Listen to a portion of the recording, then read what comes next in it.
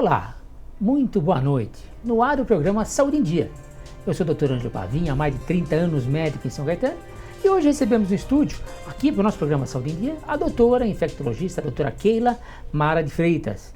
No primeiro bloco de hoje, o assunto é gripe H1N1, que só nos primeiros 3 meses de 2016 já registrou 157 pacientes com infecção pelo vírus. Durante os 12 meses de 2015, foram contabilizados 141 casos em todo o país. Seja bem-vinda, doutora. Obrigada, gente, pelo convite. Boa noite. Nós temos um prazer imenso em estar aqui com você. Eu tenho certeza que nossos internautas, telespectadores, estão loucos para saber um montão de coisas sobre o bichinho aí, sobre o Aedes aegypti, aí, esse bichinho narigudo aí que passa na televisão afora. Muito obrigado, viu? Obrigada a vocês. A partir de agora, Ângelo, Keila, chega de doutor e vamos começar as perguntas. Para vocês que estão em casa, tá? Olha, www.webtvsãocaetano.com.br, canal 3 da NET, WhatsApp 11 94564 7884, Facebook TV São Caetano, TV SC. Vocês estão em casa, internautas, telespectadores, comecem a mandar as suas perguntas, tá? Hoje nós teremos 2 assuntos. Tá? Primeiro bloco é isso aqui que nós estamos falando agora, tá? H1N1. E vamos lá. Keila, nós podemos dizer que estamos enfrentando um novo surto de H1N1 em São Paulo? Bem, de certa forma sim, porque o problema é que normalmente os casos de, não só de H1N1, de gripe em geral, eles começam a aumentar a sua incidência a partir dos meses de outono e de inverno.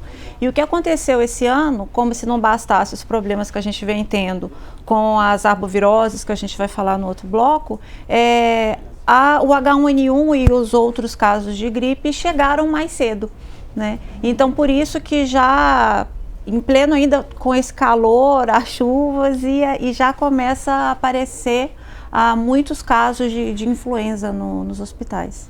Você acha que é exatamente por causa disso, por causa dessa inversão térmica? Sim. Mais calor, menos chuva, então mais chuva agora que teve bastante. Inverteu tudo, né? A gente não tem mais agora primavera, verão, outono e inverno que tinha antigamente, né? Os sintomas da gripe H1N1 são bem parecidos com os da gripe comum. Sim. Né? A transmissão também ocorre da mesma forma?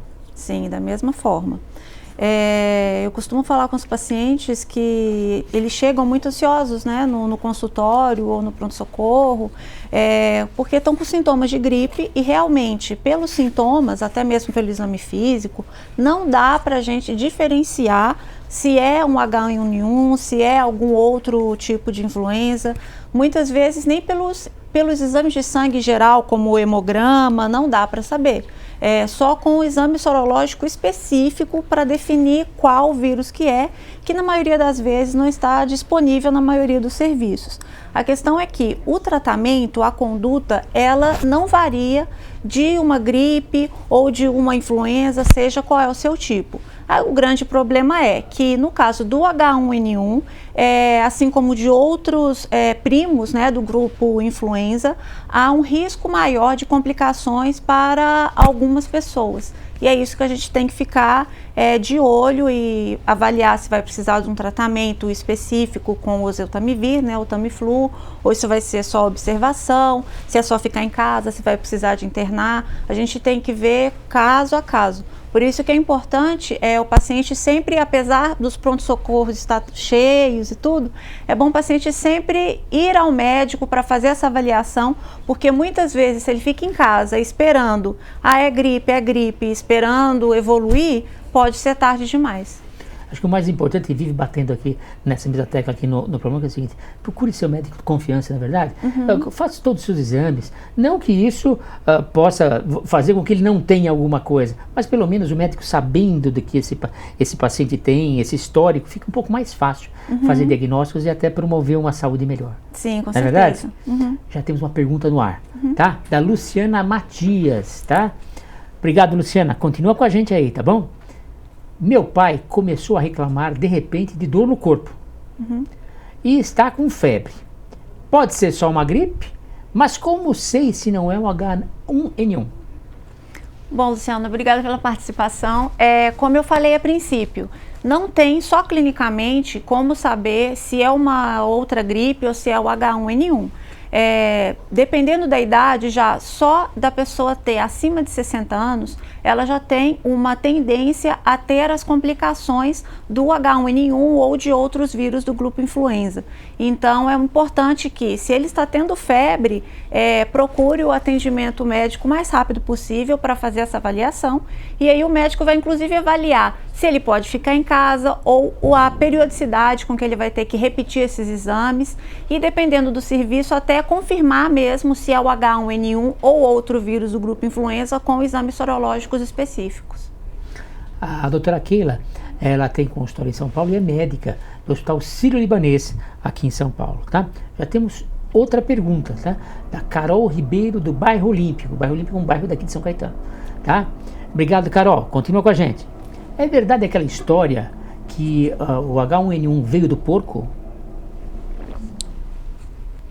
Sim, a questão é que não só os animais, como os seres humanos, né, tem uma série de vírus, e muitas vezes tanto os animais podem passar esses vírus ou até outros agentes para o ser humano, quanto vice-versa.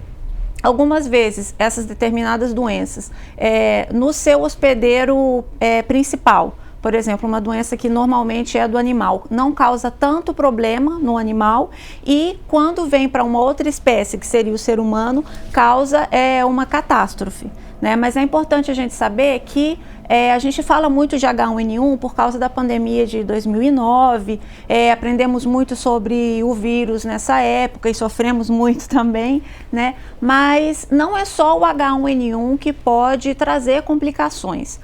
Vários outros vírus do grupo influenza, inclusive com várias cepas, né, vários tipos de vírus circulando, cada ano pode circular um grupo de cepas diferentes e podem causar as mesmas complicações que o H1N1. Como age o vírus quando infecta uma pessoa? Quais são os primeiros sinais e sintomas, né? E como podemos diferenciá-los de uma gripe comum, se é que dá para se fazer isso? Não dá para diferenciar. Na verdade, desde que a gente tem o contato com o vírus, porque o vírus está em toda parte. A gente sai de casa, vai para o metrô, a pessoa tosse ou conversa com a gente e a gente já está tendo contato com esses vírus, né? Então, a partir do momento que a gente entra em contato, o nosso organismo pode controlar aquilo e a gente não chega a desenvolver nenhuma doença, ou a gente pode ficar doente e o grau de doença vai depender. Normalmente, de uns 3 a 5 dias depois do contato, a gente já começa a desenvolver os sintomas quando apresenta, que é o que a gente chama de período de janela, né? O período de incubação do vírus. Só que o grande problema é que a gente começa a transmitir o vírus um dia antes de apresentar os sintomas, ou seja, não tem como prever essa exposição, e em caso de adultos até 3 dias, normalmente 24 horas, mas pode ser até 3 dias depois de terminar a febre. Então é um tempo de exposição e passa pela fala, pela respiração, pela tosse, pelo espirro, em forma de gotículas pequenininhas que acabam entrando em contato com a nossa mucosa, seja oral, nasal ou inclusive o olho. Então é muito fácil de ter esse contato, basta estar a menos de 1 metro da pessoa que está transmitindo. E essa infecção, quer dizer, a quantidade a pior dessa infecção depende muito da defesa da pessoa? É por isso que alguns pegam mais, outros pegam menos, outros não pegam? Com certeza. É isso? Eu converso muito com os pacientes, às vezes, como eu sou infectologista, vem muito paciente com a dúvida. Eu acho que eu estou com uma doença de imunidade baixa porque eu tenho gripe de repetição, né? É importante a gente saber que nem sempre ter gripe de repetição significa uma doença de imunidade baixa, que tem várias, né? Tem desde o HIV, um câncer, tem várias, uma família inteira de doenças autoimunes de imunidade primária, né? Deficiência imune primária, e nem sempre a gente pode medir isso pela quantidade de vírus. A questão é que algumas pessoas, pelo próprio organismo, vai ficar mais propensa a ter sintomas ou não. Agora, o ter sintomas de gripe também não significa que vai evoluir com complicação, mas tem uma quantidade enorme de grupos de risco, que são os mesmos grupos que a gente sempre aconselha a estar vacinando todos os anos, que são os idosos, as gestantes, as crianças abaixo de 5 anos de idade, pessoas que têm doenças da imunidade, como o HIV mesmo tratando, pessoas que têm doenças crônicas, seja doença do fígado, doença do rim, doença do pulmão, diabetes, obesidade mórbida, são todos quadros que podem evoluir com complicações e que a gente tem que ficar mais de olho ao primeiro sintoma de febre, coriza, tosse, mal-estar que é presente. Façam sua prevenção, procure seu médico de confiança, não vá na farmácia tomar qualquer tipo de medicamento. Eu enforco alguém ainda algum dia que você faz isso. A principal complicação consiste em crises de insuficiência respiratória. Em todos os casos, elas podem levar o paciente a óbito, à morte? Não, não é em todos os casos. Na verdade, a insuficiência respiratória é o sintoma mais temido, né? Mas nem é o mais frequente. O mais frequente das complicações dos quadros de vírus, de gripe, né, de influenza em geral, o primeiro, a evolução para infecções bacterianas. Por exemplo, uma pneumonia bacteriana, ou porque a imunidade abaixa e acaba dando a oportunidade para aparecer outras infecções. Não só a pneumonia, otite, amidalite. Uma coisa importante é que pode também descompensar a doença de base. Então, se a pessoa já é diabética, mesmo que ela seja um diabético controlado, toma os remédios direitinho, se alimenta direitinho, faz atividade física e tudo, o simples fato dela estar doente pode causar uma descompensação do diabetes. E isso vale para qualquer outra doença crônica. O vírus da H1N1 evoluiu de alguma forma desde a pandemia, você citou agora há pouco a pandemia, né? Em 2009 e 2010. Os métodos de prevenção divulgados na época ainda valem para agora? Os vírus estão sempre mudando, né? Mas até onde a gente pôde perceber, as formas de prevenção ainda mantêm as mesmas. A principal prevenção ainda é a vacinação, né? Tem muita gente que fala, eu me vacinei e gripei mesmo assim, então não vou tomar vacina. Eu acabei de tomar vacina e gripei.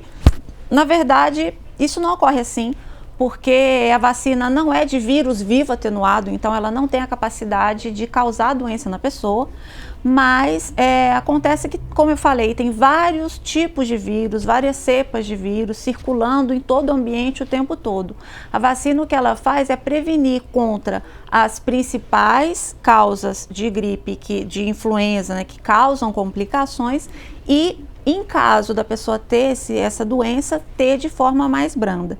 E aí vem outra questão que o que é mais difícil, a própria educação, tanto da pessoa que não está doente, quanto da pessoa que está doente, com relação à higienização das mãos, à limpeza de superfície, que a gente fala, o asseio, né, na hora de tossir ou de espirrar, que é de usar a mão, tampar a mão, não tossir diretamente nas pessoas, tá constantemente lavando as mãos com água e sabão ou com álcool gel. Pode andar com álcool gel na bolsa, que ele, se bem aplicado, espalhado direitinho, ele substitui a água com sabão, né? E em casos de pessoas doentes, por exemplo, essa questão do cuidado que eu falei, a partículazinha que transmite, é uma gotícula, ela não consegue chegar a mais de 1 metro de distância. Então, se você está a 1 metro da pessoa, a pessoa está te passando. Se você está a mais de 1 metro, a pessoa não tem possibilidade de passar, mesmo se ela tiver com muito vírus no pulmão. E a gente não enxerga essas gotinhas, né? Elas são minúsculas. Não dá para enxergar.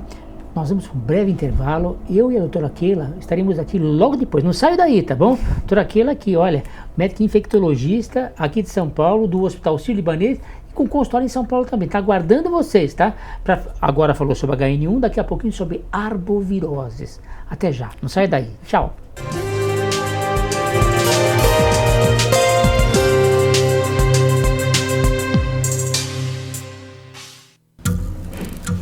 As formas de comunicação mudaram, porém a necessidade das pessoas serem ouvidas continua igual.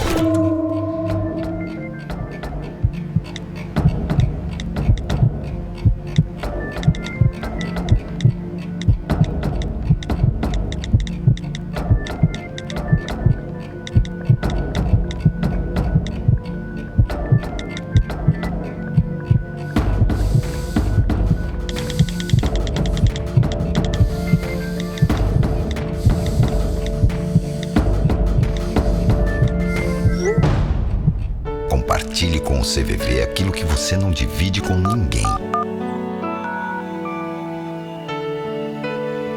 Valorizar a vida, é isso que o CVV faz. Ligue 141 ou acesse cvv.org.br e receba apoio emocional. E aguarde, vem aí, Vivendo Plenamente, o programa do CVV na TV. TVSC, a TV de São Caetano.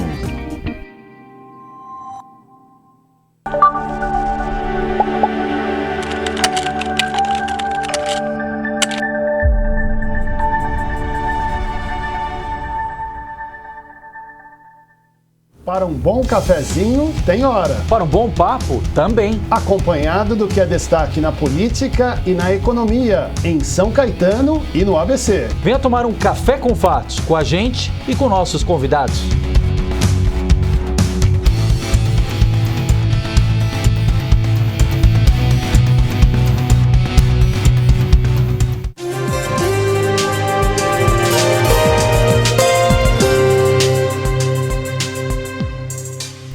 Oi pessoal, eu, Dr. Ângelo Pavim, ela, a doutora Keila. Estamos aqui de volta no programa Saúde em Dia, tá bom? Hoje recebendo a doutora infectologista, doutora Keila Mara de Freitas, tá? É médica infectologista aqui do Hospital Sírio-Libanês, em São Paulo, e também tem consultório em São Paulo. No primeiro bloco, nós falamos sobre os casos de H1N1 que foram registrados em São Paulo desde janeiro deste ano. Agora, nós vamos falar sobre arboviroses. Parece árvore, arbovirose.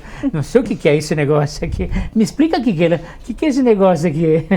Bom, arboviroses é um termo que a gente utiliza para falar de vírus que são transmitidos por artrópodes, que são insetos, basicamente mosquitos, né? Pensando no nosso principal problema aqui no Brasil e nas Américas, que é o Aedes aegypti, seria a febre amarela, a dengue, o zika e o chikungunya. Arbovirose, olha aí, tá vendo? Tá. Existem alguns relatos de arboviroses que se transmitem por transfusão sanguínea e vertical. Bom, me fala o que é essa transfusão vertical já, tá? De acordo com o Ministério da Saúde. Dependendo da arbovirose, ela pode ter outras formas de transmissão secundária? Sim, o que acontece? Normalmente, por conceito, as arboviroses são transmitidas por mosquitos, né? Agora, se a mãe está com o vírus no sangue durante a gestação, existe algum risco dela passar para o bebê. Isso começou a ser um problema agora com o Zika vírus, né? Porque nos outros casos, tanto de dengue quanto de chikungunya, a gente não identificou casos concretos de bebês que nasceram com algum tipo de problema ou mostrando algum tipo de infecção, não. Agora, no caso específico do Zika, ele tem fugido um pouco de tudo aquilo que a gente já conhecia sobre as arboviroses como tal. Ele está ampliando a sua forma de transmissão dentro daquilo que a gente tinha como conceito, que é só o vírus. E aí sim, pode ser por transfusão de sangue, e aí tem algumas vias que a gente tem suspeitado, que é importante a gente dizer que não se confirmou, porque a medicina é muito difícil, né, de dizer que as coisas são causadas por outras coisas, né? O câncer com cigarro demorou tanto tempo, né, para poder definir. Então, o fato de estar associado, uma doença estar associado a alguma coisa, não significa que essa coisa seja a causa disso. Mas, ao que tudo indica, tem sim uma grande relação, por exemplo, a transmissão pela via sexual, transmissão pela via oral. A única coisa que se encontrou foi o vírus na sua forma infectante na saliva de uma pessoa que estava sintomática. Isso não significa que ele é transmitido pela via oral, porque para a pessoa adoecer pela via oral, ou seja, para dar um beijo e poder pegar a doença, ele teria que sobreviver a todo o metabolismo do intestino, coisa que os arbovírus, até onde a gente conhece deles, eles não conseguem fazer. Claro, o Zika tem mostrado ser um pouco diferente, mas até agora a gente não pode confirmar isso. Inclusive as vias por transmissão sexual, o que a gente tem no mundo são 3 relatos de caso, então tem essa associação, pelo risco das complicações no bebê, então principalmente mulheres gestantes, a gente acaba tendo condutas de prevenção com relação a isso, mas confirmado mesmo 100% a gente ainda não conseguiu fazer. É bom que vocês fiquem sabendo que isso está tudo em estudos. Né? Eu acho que a medicina ela fica em estudo em tempo integral, tá? Então a doutora Keila está trazendo para a gente o que existe de mais moderno, o que está mais fresquinho aqui para a gente saber, para que vocês saibam. Então, e se vocês quiserem passar alguma pergunta para a gente, olha, www.webtvsaocaetano.com.br, canal 03 da NET, WhatsApp 11945647884, Facebook TV SC. Já temos outra pergunta da Camila Oliveira, de Santo André.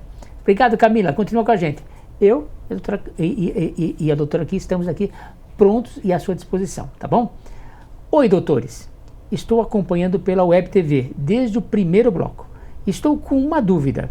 O Zika e a dengue têm os sintomas parecidos com a gripe H1N1? Oi, Camila, tudo bem? Boa noite.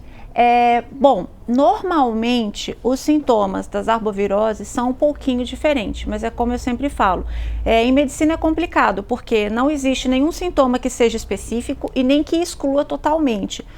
Geralmente, quando a gente pensa em dengue, a pessoa tem um quadro de febre, apesar de ter pessoas com dengue sem sintoma nenhum, mas tem febre, um quadro de astenia, de cansaço, de dor no corpo, dor atrás dos olhos, mas sem aqueles sintomas de gripe, aquela coriza, o nariz correndo, espirrando, mas isso não significa que, agora eu estou espirrando, não tenho dengue. Não, a pessoa pode ter dengue e ter um quadro que, olhando, é uma gripe clássica, e na hora que faz a sorologia específica, vê que o que ela tem é dengue. O problema é que para Zika, em termos diagnósticos, assim como tudo na Zika, a gente ainda está trabalhando. Então, para diagnosticar Zika, precisa de vários nuances, tem vários detalhes que às vezes dificultam um pouquinho para confirmar.